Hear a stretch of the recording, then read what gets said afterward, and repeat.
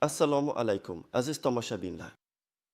Bugun siz bilan o'ta muhim, shoshilinch va har bir tadbirkor hamda o'zini o'zi band qilgan fuqaroga bevosita taalluqli bo'lgan mavzuni muhokama qilamiz.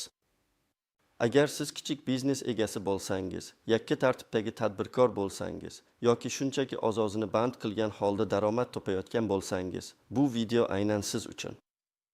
Va uni bir maygacha albatta ko'rishingiz, har bir so'zimga diqqat bilan quloq solishingiz shart. Negaki ushbu sanadan keyin sizni jiddiy moliyaviy muammolar, jarimalar yoki kutilmagan soliqlarga duchor bo'lish xavfi kutmoqda. Buni oldini olish esa hozircha sizning qo'lingizda. Shuning uchun darhol kanalimizga obuna bo'lib, videoga like bosing va do'stlaringizga ham ulashing, chunki bu ma'lumotning qadri beqiyos. Muammoning mohiyati shundan iboratki, oxirgi yillarda mamlakatimizda tadbirkorlik va o'zini o'zi band qilish faoliyatini tartibga solish bo'yicha juda ko'p o'zgarishlar amalga oshirildi. Oldinlari ko'pchilik yakka tartibdagi tadbirkorlar, yetti yoki o'zini o'zi band qilgan fuqarolar uchun soddalashtirilgan soliq tizimlari mavjud edi. Misol uchun, ko'pchilik itlar qat'iy belgilangan miqdordagi soliq to'lab, hech qanday murakkab hisobot topshirmasdan faoliyat yuritishi mumkin edi. Bu juda qulay edi, ayniqsa kichik biznes egalari uchun. O'zini o'zi band qilgan fuqarolar esa asosan rasmiy ro'yxatdan o'tib, ijtimoiy soliq to'lab, hech qanday boshqa soliq majburiyatlarisiz ishlardi. Ya'ni tizim juda sodda va tushunarli edi. Ammo hozir vaziyat butunlay o'zgargan. Hukumat iqtisodiyotni raqamlashtirish, soliqlarni optimallashtirish va xufiyona iqtisodiyotga qarshi kurashish maqsadida bir qator qonun hujjatlariga o'zgartirishlar kiritdi. Eng muhimi, bir qator soliq rejimlari bo'yicha otish davri joriy etilgan edi va bu davr ko'pchilik holatlarda bir mayda nihoyasiga yetadi. Oldingi sodda, oson tushunarli tizim o'rniga, endi har bir tadbirkorning faoliyati, daromadi va xarajatlari qat'iyroq nazoratga olina boshladi. Ya'ni, agar siz avvalgi qoidalarga ko'ra ishlayotgan bo'lsangiz va yangi talablarga moslashmasangiz, bir maydan boshlab avtomatik ravishda umumiy soliq tizimiga o'tkazilishingiz mumkin. Bu esa qo'shimcha soliqlar, buxgalteriya yozuvlari va nazorat degani. Oldin faqat patent to'lagan tadbirkorlar endi daromad soligi, qo'shilgan qiymat soligi, mol-mulk soligi, ijtimoiy soliq kabi bir nechta soliqlar bilan yuzlashishlari mumkin. Bu esa sezilarli moliyaviy yuk va hujjatbozlikni oshiradi. Endi esa batafsilroq tahlil qilamiz. Nimalarni bilishingiz kerak, kim xavotir olishi kerak va kimga hozircha bu haqda qayg'urmasa ham bo'ladi. Birinchi navbatda bilishingiz kerak bo'lgan asosiy narsa bu sizning yillik aylanmangiz, ya'ni daromadingiz. Agar siz yakka tartibdagi tadbirkor bo'lsangiz va sizning yillik tovar aylanmangiz, daromadingiz joriy yilda 100 million so'mdan oshishi kutilsa, siz yangi soliq rejimlariga o'tishingiz shart. Bu degani siz oldingi qat'iy belgilangan soliq tizimida qola olmaysiz. Bir maydan boshlab siz to'liq daromad soligi to'lovchisiga aylanishingiz yoki soddalashtirilgan aylanma soligi tizimiga o'tishingiz kerak bo'ladi. Bu har bir tanga daromadingiz hisobga olinadi degani. Kim xavotir olishi kerak? Misol 1. Kichik novvoyxona egasi Karim aka. Uning kichik novvoyxonasi bor va u faqat mahalliy do'konlarga va o'zining savdo shoxobchasida non va bulochkalar sotadi. Karim akaning yillik aylanmasi o'rtacha 80 million so'm edi. U ilgari qat'iy belgilangan soliq to'lab kelardi. Bu unga juda qulay edi, chunki hisob-kitoblar oddiy edi va u buxgalteriya xizmatiga pul sarflamasdi. Endi Karim aka uchun vaziyat o'zgardi. Agar uning aylanmasi 100 million so'mga yaqinlashsa yoki undan oshsa, u avtomatik ravishda soddalashtirilgan aylanma soligi to'lovchisiga aylanadi. Bu degani u har oyda soliq organlariga daromadi bo'yicha hisobot topshirishi va aylanmadan ma'lum bir foizda soliq to'lashi kerak. Agar u bu hisobotlarni topshirmasa yoki o'z vaqtida ro'yxatdan o'tmasa, bir maydan keyin u umumiy soliq tizimiga o'tib, ancha yuqori soliqlar va jarimalarga duch kelishi mumkin. Faraz qilaylik, u hozirgacha oyiga 500 ming so'm soliq to'layotgan bo'lsa, umumiy tizimda oyiga 5 million so'm, balki undan ham ko'proq soliq to'lashga to'g'ri kelishi mumkin. Bu juda jiddiy o'zgarish. Misol 2. Freelancer, grafik dizayner Lola. Lola o'z-o'zini band qilgan holda xorijiy va mahalliy mijozlarga grafik dizayn xizmatlari ko'rsatadi. Uning daromadlari asosan bank o'tkazmalari orqali keladi va u o'zini o'zi band qilgan sifatida ro'yxatdan o'tgan edi. U ilgari faqat ijtimoiy soliq to'lab kelardi. Hozirgi qoidalarga ko'ra, o'zini o'zi band qilgan fuqarolarga qo'yilgan daromad chegarasi yo'q edi. Lekin endi bu vaziyat ham o'zgarishi mumkin. Agar Lola yiliga 100 million so'mdan ortiq daromad topsa, u ham yakka tartibdagi tadbirkor sifatida ro'yxatdan o'tishi va soliq to'lovchisi sifatida yangi tizimga o'tishi talab etiladi. Bu degani u nafaqat ijtimoiy soliqni, balki daromad soligini ham to'lashga majbur bo'ladi. Agar u bu o'zgarishlarni e'tiborsiz qoldirsa, uning bank kartasiga kelib tushgan pullar yashirin daromad sifatida baholanib, qo'shimcha soliqlar va jarimalarga tortilishi mumkin. Bu esa uning uchun kutilmagan moliyaviy zarbalarga sabab bo'ladi. Misol 3. Taksi haydovchisi Akmal. Akmal o'z avtomobilida taksichilik qiladi va u o'zini o'zi band qilgan fuqaro sifatida ro'yxatdan o'tgan. U har oyda ijtimoiy soliqni o'z vaqtida to'lab keladi. Akmal uchun 1 may sanasi bevosita o'zgarishlar keltirmayotgandek tuyulishi mumkin. Biroq, agarda Akmal taksichilikdan tashqari qo'shimcha ravishda o'z hovlisida avtomobillarni ta'mirlash xizmatini ham yo'lga qo'ygan bo'lsa, lekin bu faoliyatini rasmiylashtirmagan bo'lsa, u ham xavf ostida qoladi. Chunki o'zini o'zi band qilganlar ro'yxati aniq belgilangan faoliyat turlari bilan chegaralangan. Agar Akmalning avtomobil ta'mirlashdan olgan daromadi sezilarli darajada oshsa va bu uning rasmiy daromadi sifatida ro'yxatdan o'tkazilmagan bo'lsa, soliq organlari uning noqonuniy tadbirkorlik faoliyatini aniqlashi va unga nisbatan jarimalar qo'llashi mumkin. Bu esa uning uchun katta muammolarni keltirib chiqaradi. Chunki bu holatda nafaqat ta'mirlashdan olingan daromad, balki taksichilikdan olingan daromad ham shubha ostiga olinishi mumkin. Misol tort, onlayn do'kon egasi Dilshod. Dilshod o'zining kichik onlayn do'konida qo'lda ishlangan suvenirlar va hunarmandchilik mahsulotlarini sotadi. U ilgari rasman ro'yxatdan o'tmagan edi. Shunchaki ijtimoiy tarmoqlar orqali sotuvlarni amalga oshirib daromad topardi. Agar uning onlayn do'koni orqali oyiga 5-10 million so'm daromad kirsa, bu yiliga 60-120 million so'm degani. Bu daromad uning o'zini o'zi band qilgan fuqaro maqomida qolishiga imkon bermaydi. U yakka tartibdagi tadbirkor sifatida ro'yxatdan o'tishi va soliq to'lovchisi bo'lishi shart. Agar u 1 maygacha tegishli choralarni ko'rmasa, uning bank kartasiga kelib tushgan barcha pullar soliq organlarining e'tiboriga tushishi va u noqonuniy tadbirkorlik faoliyati uchun jazolanishi mumkin. Bundan tashqari, uning daromadlari ortgani sari, u hattoki qiz to'lovchisiga ham aylanishi mumkin. Bu esa uning moliyaviy yukini yanada oshiradi. Shuning uchun u hoziroq o'z faoliyatini rasmiylashtirishi va tegishli soliq rejimiga o'tishi zarur. Kim xavotir olmasa ham bo'ladi, hozircha. Agar siz yaqinda, ya'ni shu yilning boshida yakka tartibdagi tadbirkor sifatida ro'yxatdan o'tgan bo'lsangiz va sizning aylanmangiz hali 100 million so'mga yetmagan bo'lsa, siz yangi soliq rejimlariga o'tishga majbur emassiz. Sizda o'zgarishlarga moslashish uchun biroz ko'proq vaqt bor. Shuningdek, agar siz o'zini o'zi band qilgan fuqaro bo'lsangiz va sizning faoliyatingiz turi hali ham o'zini o'zi band qilganlar ro'yxatiga kirsa va sizning daromadingiz yuqoridagi chegaralardan oshmagan bo'lsa, hozircha xavotirga o'rin yo'q. Ammo shuni unutmangki, bu holat vaqtincha bo'lishi mumkin. Qonunchilik o'zgarishlari doimiy tus olganligi sababli doimiy ravishda soliq yangiliklardan xabardor bo'lib turish juda muhim. Endi esa qoidalardagi istisnolar, qaltis jihatlar va kutilmagan nozikliklar haqida. Istisnolar har doim mavjud. Misol uchun, qishloq xo'jaligi mahsulotlarini yetishtiruvchilar va ayrim xizmat turlarini ko'rsatuvchi shaxslar uchun maxsus soliq rejimlari saqlanib qolishi mumkin. Ammo bu istisnolar doimiy ravishda ko'rib chiqiladi va o'zgartiriladi. Shuningdek, nogironligi bo'lgan shaxslar yoki pensionerlar uchun ba'zi imtiyozlar mavjud bo'lishi mumkin, lekin bu imtiyozlar ham aniq belgilangan mezonlarga bog'liq. Bu haqda ham soliq organlaridan aniqlik kiritish lozim. Qaltis jihatlar va e'tibor berish lozim bo'lgan nuanslar. 1. Naqd va naqdsiz pul aylanmasini farqlamaylik. Ko'plab tadbirkorlar faqat naqd pulsiz o'tkazilgan pullarni o'z aylanmasiga kiritishadi, naqd pullarni esa hisobga olmaydilar.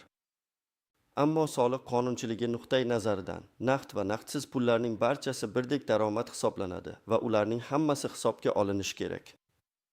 Agar siz naqd pul tushumlarini yashirsangiz, bu soliq qonunchiligini buzish hisoblanadi. Soliq organlari kassadan o'tkazilgan cheklar, bank hisob varaqlariga tushgan mablag'lar orqali sizning haqiqiy aylanmangizni osongina aniqlashi mumkin. 2. Avtomatik qayta ro'yxatdan o'tkazishni kutish. Ba'zi tadbirkorlar, agar ularning aylanmasi oshsa, soliq organlari ularni avtomatik ravishda boshqa soliq rejimiga o'tkazadi deb o'ylashadi. Afsuski, bu noto'g'ri. Ko'p hollarda otish uchun tadbirkorning o'zi ariza bilan murojaat qilish kerak. Agar siz o'z vaqtida ariza bermasangiz va sizning aylanmangiz belgilanmagan chegaradan oshsa, siz avtomatik ravishda umumiy soliq tizimiga o'tkazilasiz. Bu esa siz uchun ancha murakkabliklar va yuqori soliq yukini keltirib chiqaradi.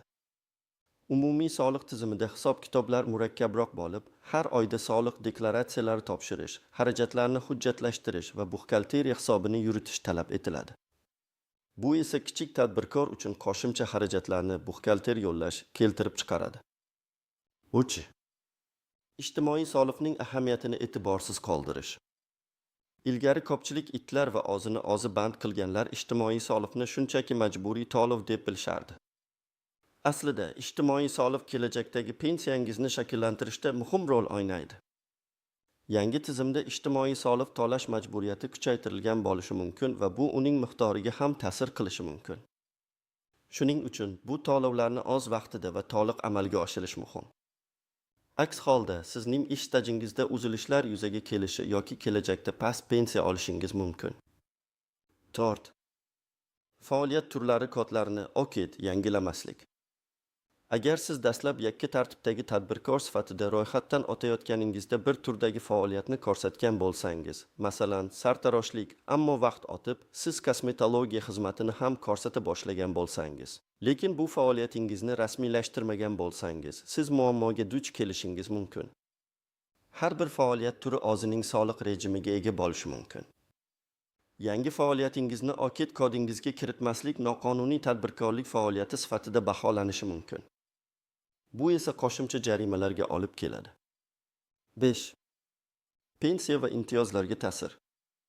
Yuqorida aytib o'tganimizdek, ijtimoiy soliqni o'z vaqtida to'lamaslik nafaqat joriy jarimalarga, balki kelajakdagi pensiyangiz miqdoriga ham salbiy ta'sir ko'rsatadi. Har bir yil uchun belgilangan minimal ijtimoiy soliq to'lanishi ish staji uchun hisobga olinadi. Agar siz soliq rejimini o'zgartirmasangiz va to'lovlaringiz to'liq bo'lmasa, bu sizning stajingizga ta'sir qilishi va kelajakda kutilgan pensiya miqdoridan kamroq olishingizga sabab bo'lishi mumkin. 6. Aylanma tushunchasining aniq ta'rifi. Soliq qonunchiligida aylanma tushunchasi ba'zi nozikliklarga ega. Ba'zi xarajatlar aylanmadan chegirilishi mumkin bo'lsa, boshqalari yo'q. Masalan, mahsulot tannarxi aylanmadan chegirilmaydi, faqat sof foyda soliqqa tortiladi deb o'ylash xato. Aylanma solig'i hisoblashda odatda umumiy tushumdan hisoblanadi. Bu nozikliklarni tushunish uchun soliq organlarining rasmiy tushuntirishlariga murojaat qilish yoki malakali buxgalter bilan maslahatlashish lozim. 7. Elektron platformalar va fiskal ma'lumotlarning roli. Hozirgi kunda barcha to'lovlar, ayniqsa bank kartalari orqali amalga oshirilgan to'lovlar va onlayn savdolar soliq organlari tomonidan osonlik bilan kuzatilmoqda. Elektron platformalar, postterminallar va virtual kassalar orqali o'tgan har bir operatsiya soliq qo'mitasining ma'lumotlar bazasida aks etadi. Shuning uchun daromadni yashirish yoki kamaytirish imkoniyatlari juda cheklangan. Ushbu ma'lumotlar avtomatik tarzda tahlil qilinib, sizning haqiqiy aylanmangiz aniqlanadi. Agar rasmiy hisobotlaringiz ushbu ma'lumotlarga mos kelmasa, tekshiruvlar boshlanishi mumkin. 8. Qonunlarning orqaga qaytish kuchiga ega bo'lishi. Garchi odatda qonunlar orqaga qaytish kuchiga ega bo'lmasa-da, ba'zi holatlarda, ayniqsa soliq qonunchiligida aniqlangan qoidabuzarliklar bo'yicha o'tgan davr uchun ham soliqlar va jarimalar hisoblanishi mumkin. Bu ayniqsa tadbirkorlik faoliyatini yashirgan yoki noqonuniy faoliyat yuritgan shaxslarga tegishli. Endi esa eng muhim qism, nima qilish kerakligi haqida amaliy maslahatlar. Quyidagi qadamlarni bosqichma-bosqich bajaring. 1. Hozirgi maqomingizni tekshiring.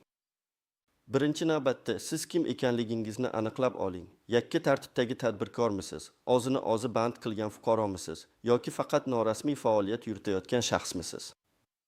Buni Mi Soliq.uz portaliga kirish orqali yoki mahalliy soliq inspeksiyasiga murojaat qilib bilib olishingiz mumkin. Shuningdek, qaysi soliq rejimida ekanligingizni, masalan, qat'iy belgilangan soliq, aylanma soligi, umumiy soliq aniqlang. 2. Daromadingizni baholang. O'tgan yilgi va joriy yilning dastlabki oylaridagi daromadlaringizni diqqat bilan hisoblang. Hozirgi kunga qadar jami qancha pul topganingizni va yil oxirigacha qancha topishni rejalashtirayotganingizni aniq bilib oling.